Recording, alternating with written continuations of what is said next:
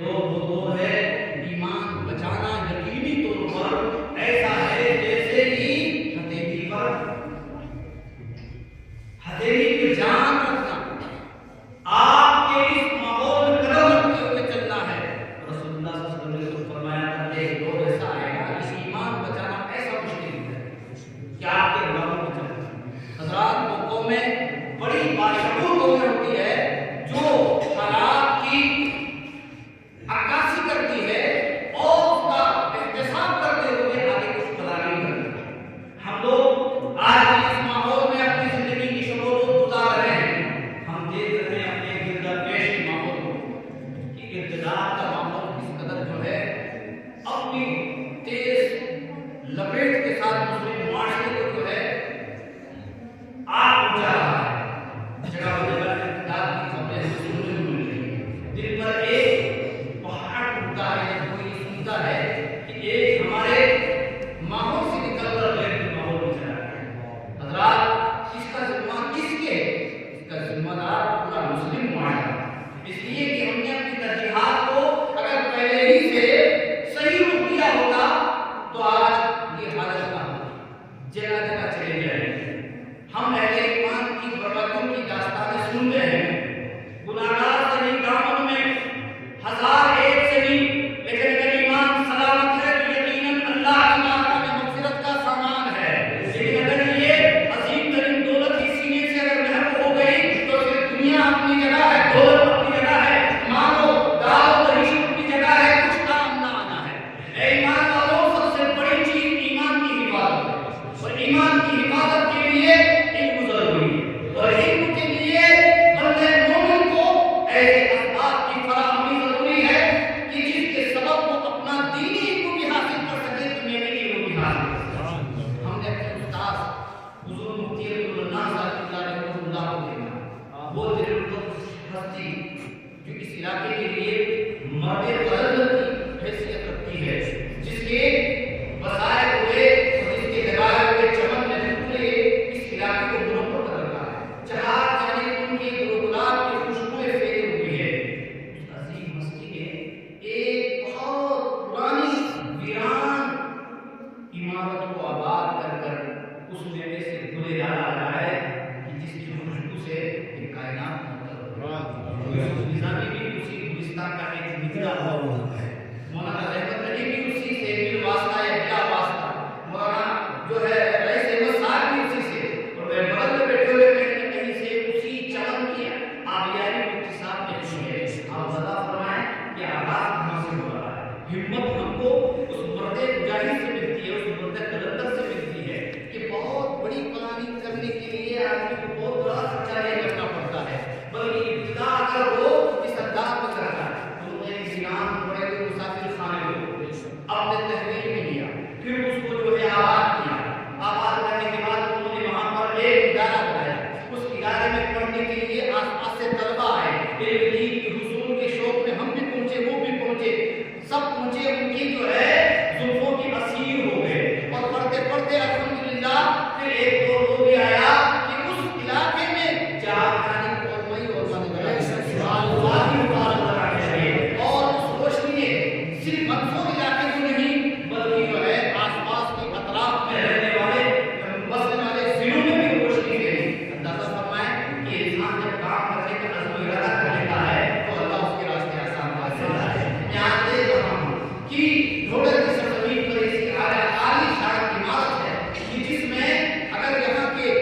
ارباب عقل و دانش اگر یہ تہیہ کر لے کہ ہمیں بھی کوئی ایسا اقدام کرنا ہے، کوئی ایسا تعلیمی جو ہے منصوبہ سازی کرنی ہے کہ جس کا نتیجہ سال و سال میں خود آپ کو ملے، آپ کی نسلوں کو ملے، تو یقینی طور پر آنے والی نسلیں آپ کی اس کارنامے کو یاد کرے گی، اور قبر میں جا کر کے آپ کے ضرور تصور کریں گے کہ پروردگار عالم کو یہ کام دین کے لیے قوم کے لیے کر کے آیا ہوں کہ آج اس کا نتیجہ مجھے اللہ کی اسلامی کوڈری میں جب ہوگا۔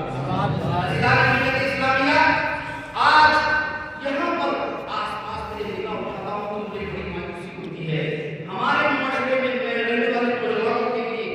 آپ کی ان نہادوں کے لیے جو آپ کی گود میں پلنے والے بچے ہیں، ان کی بہترین مستقبل کے لیے، ان کے عمدہ فیوچر کے لیے اگر آپ نے ہم نے پلاننگ کی ہے حدیث کو نگاہوں کے سامنے رکھو کہ کلکم مسئول، ہر شخص جس سے سوال ہوگا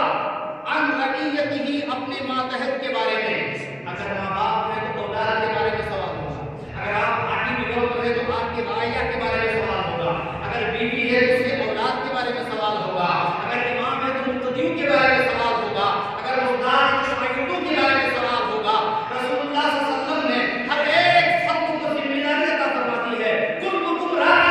تم میں سے ہر ایک ذمہ دار ہے، اور کلکم مسئول عن رعیتہ، اور تم میں سے ہر ایک سے اپنے رعیہ کے بارے میں سوال کیا جائے گا.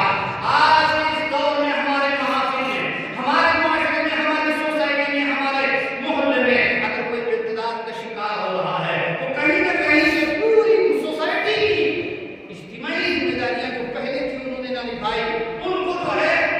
نظر انداز کیا ہے، جس کی بنیاد پر یہ قدم اٹھایا ہے. میرے عزیز دوستوں، ڈھونڈک کی سرزمین پر بسنے والے اہل ایمان، سفر معراج کی اس رات میں پیغام بلندی کا دیتے ہوئے یہاں کے عرض کرتا ہوا آگے چلوں کہ آپ کے پاس اتنی شاندار عمارت ہے، آپ آنے والے دور میں چاہیں کچھ نہیں، صبح کے ٹائم مدرسہ لگتا ہے، شام کے ٹائم مدرسہ لگتا ہے، آپ اس بلڈنگ کا صحیح استعمال اپنی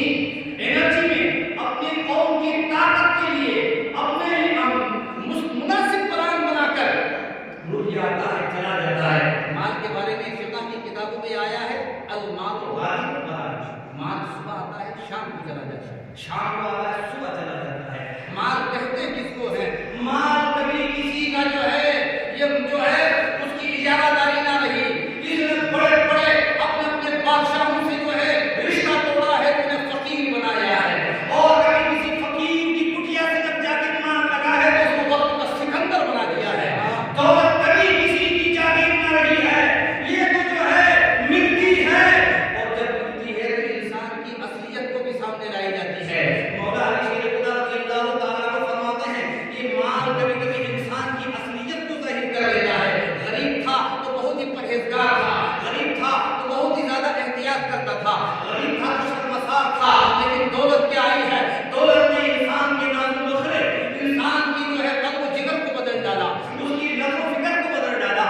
اس کے انداز سخن کو بدل ڈالا، انداز زندگی کو بدل ڈالا. اب چلتا ہے تو بالکل ٹیڑھا ہو کے چلتا ہے. دولت آنے کے بعد دیکھتا ہے تو دیکھنے کا انداز بدل گیا ہے. دولت آئی ہے تو کیا آئی ہے؟ رشتے داروں سے ملنے کا جو ہے انداز بدل گیا ہے. دولت آئی ہے تو اب کل تک جو رشتے دار محبوب تھے اب دولت کی جو ہے راستے سے انہیں دور کر دیا ہے. عزیزان ملت اسلامیہ، یہ دولت وہ دولت کہ جب آتی ہے تو انسان کو کبھی کبھی اللہ سے قریب کر دیتی ہے، اور اتنا قریب کر دیتی ہے کہ قرآن فرماتا ہے ان اللہ اشتری من المؤمنین انفسهم واموالهم بان لهم الجنہ، بے شک ایمان والوں نے اپنے مال کے ذریعے جنت خرید لی ہے. سبحان اللہ، سبحان اللہ. عثمان غنی ہے، مال آیا، ایسا مال آیا، ہر جگہ پر رسول اللہ صلی اللہ علیہ وسلم کی بارگاہ میں قدموں میں لٹاتے ہوئے نظر آ رہے ہیں. رسول اللہ کی دعوت کرتے ہیں تو آج یہ عزم کر لیتے ہیں کہ رسول کریم صلی اللہ علیہ وسلم کا قدم قدم گرتا جائے گا، عثمان جو ہے ایک ایک مال سجدہ کرتا جائے گا. اللہ اکبر. مولا عثمان غنی رضی اللہ تعالیٰ عنہ رسول اللہ کی دعوت کر رہے ہیں، اور حضرت عثمان غنی رضی اللہ تعالیٰ عنہ قلب نازل نبی کو گن رہے ہیں. جہاں جہاں قلب مصطفیٰ گرتا ہے 1 روپیہ 1 درہم نکلتا جا رہا ہے. اللہ اللہ. عثمان غنی رضی اللہ تعالیٰ عنہ کو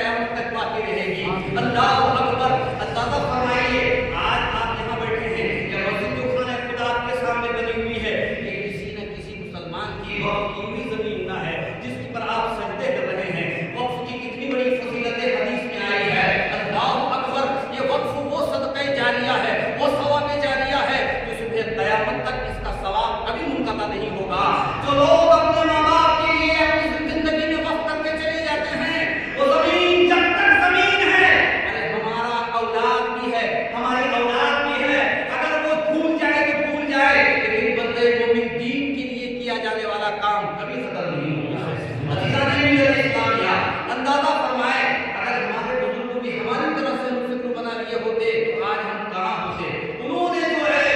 سینکڑوں ورگ میں زمینیں وقف کی ہیں، جن کی بنا پر جو ہے آج ہماری عبادت گاہیں بنی ہوئی ہے، آج ہماری خانقاہیں بنی ہوئی ہے، آج ہماری درگاہیں بنی ہوئی ہے، آج ہمارے مدارس بنے ہوئے ہیں، آج ہمارے جماعت خانے بنے ہوئے ہیں، آج انہیں کی جو اہمیتیں تھی جس سے آج آپ لطف اندوز ہو رہے ہیں، آپ فائدہ اٹھا رہے ہیں، ثواب ان کو مل رہا ہے۔ اسی طرح سے کوئی کام ایسا یہاں کیا جائے، حضرات محترم، دیوانوں کا کام نہیں ہے کہ کوئی شروع کرے اور وہ اس کا انکار کرے، وہ اس کا انتظار کرے۔ میں آج کی شب میں یہاں پر بیٹھے ہوئے ہمارے بزرگوں سے، ہمارے نوجوانوں سے اتنی سی اپیل کرتے ہوئے آگے بڑھ جاؤں کہ اللہ اتنی شاندار عمارت میں کوئی منصوبہ بندی کے ساتھ کوئی ایسا جو ہے جو سلیبس بنایا جائے کہ جس سے جو ہے دینی تعلیم اور دنیاوی تعلیم کا رشتہ سر جڑ جائے اور پھر وہ ہمارے آنے والے نسلوں کے لیے بہترین ثابت ہو۔ آج آپ اداروں میں بچوں کو بھیجتے ہیں، دینی تعلیم کے اداروں میں بھیجتے ہیں، اسی طریقے سے ہم نے دیکھا ہے کہ بہت ساؤتھ انڈیا میں دیکھا ہے کہ جن لوگوں نے اپنے ادارے مضبوط کیے ہیں ان کی قوم مضبوط ہوئی ہے، ان کی معاشی حالت مضبوط ہوئی ہے، سماجی حالت مضبوط ہوئی ہے۔ رات میں آپ کے سامنے دست بستہ عرض کروں اور ایک اس بات اشاروں پہ آپ کے جو ہے ذہن و فکر تک اس بات کو میں پہنچاؤں، آج دور وہ دور ہے کہ لاشعوری طور پر ہم ارتداد کے ماحول میں اپنے اس نسل کو بھیج رہے ہیں۔ آپ اندازہ فرمائیں کبھی دل کے گہرے اثرات کا کبھی آپ پر اثر ہو، جن ناسبت بچوں کو ہم مختلف جامعات میں ادارہ جات میں بھیجتے ہیں، آپ اندازہ فرمائیں کہ وہاں رہ کر خاموش رہ کر یا کسی بھی انداز میں لوگوں لہجے میں رہ کر ایسے کلمات ملعونہ ہم سے بلوائے جا رہے ہیں کہ جن کے جو ہے کلام کرنے سے، نطق کرنے سے، تلفظ کرنے سے ایمان کا بھی جنازہ جاتا ہے۔ اگر یقیناً لوگ کہتے ہیں کہ ہم ایسی جگہوں پر اپنے بچوں کو خاموشی کا جو ہے حکم دیتے ہیں، سکوت کر لیتے ہیں، عزیز دوستوں، نیت پر نہیں بلکہ ظاہری عمل پر بھی حکم لگتا ہے۔ کوئی یہ کہے کہ میں مجلس غیرہ میں جا کر اپنے آپ کو خاموش کر لیتا ہوں اور میں اندر درود پڑھتا ہوں تو اس سے کیا ہے عزیز دوستوں، یہ مقام غیر ہے، مقام غیرت ہے اور مقام غور بھی ہے کہ آپ کو آنے والے دور میں کوئی ایسا اپنے ماحول میں اس طرح کی جو ہے منصوبہ بندی کرنے کی ضرورت ہے۔ اور کوئی بہت بڑا کام ہم نے دیکھا ہے، یہ قوم جب اٹھتی ہے تو ہم سکر میں جو ہے اس کے لیے لاکھوں روپے تیار کر لیتی ہے۔ یہ قوم جب اٹھتی ہے کہ ایک رات میں جو ہے ایسا انقلاب آ جاتا ہے کہ بڑی بڑی نیازیں کر جاتی ہے۔ یہ قوم کے جب جوان بیدار ہوتے ہیں، وہ بیدار حالانکہ کوئی بیداری وہ بیداری نہیں کی جاتی ہے، اپنی شاعری میں لاکھ روپے اڑا دیتے ہیں۔ حضرات وہ روپے اڑتے ہیں، اس سے قوم نہیں سنبھلتی ہے۔ ہائے ہائے قوم ایسا بندہ ہے، کون ایسی قوم ہے جو اپنے آنے والے مستقبل کو اپنے بچوں کی روشن نہ کرتا ہوا خواب نہ دیکھے۔ آپ کا یہ مستقبل ہے آنے والی قوم، آپ کی قبر کے لیے راحت کا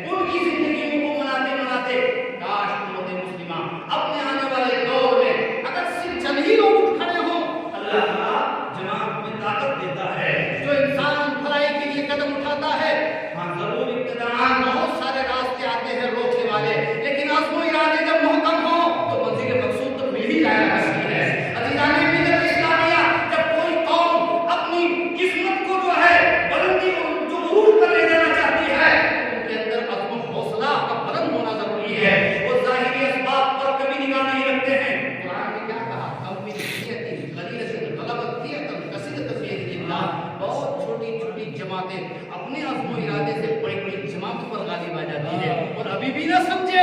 छोटे से हैं, कम हैं, मुख्तसर हैं, निहत्ते हैं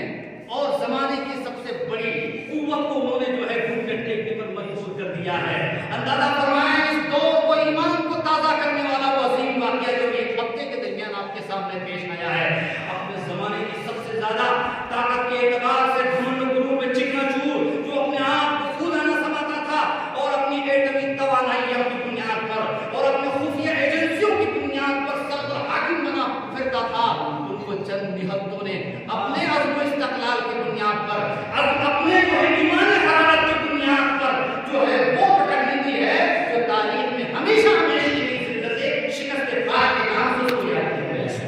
लाज़िम या कौम जब बेदार हो जाती है, इनके नौजवानों जब मुक़ाबिल रूह पैदा हो जाती है तो फिर इनको कोई रोक नहीं सकता। मेरे अजीज दोस्तों, हमें कुछ नहीं करना, हमें ये करना है हम आने वाले दौर में अपने बच्चों के लिए सही स्कूल की तालीम तरबियत का इतनी शानदार जगह है कि हमारे सिर्फ इस्तेमाल क्या है,